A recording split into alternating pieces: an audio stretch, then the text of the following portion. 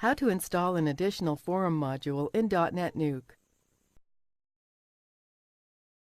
This tutorial assumes that you have already logged into the DotNetNuke admin area.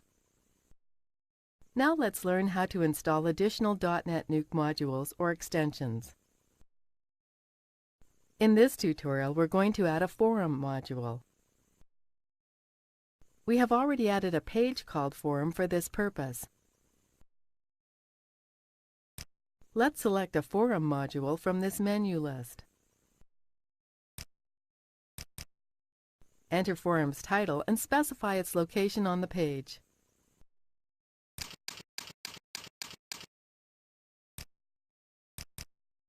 Then click Add. That's it! The forum module has been successfully added. Scroll down to view all its options. Scroll up. This is the end of the tutorial. You now know how to install additional modules or extensions in DotNetNuke and configure them to your liking.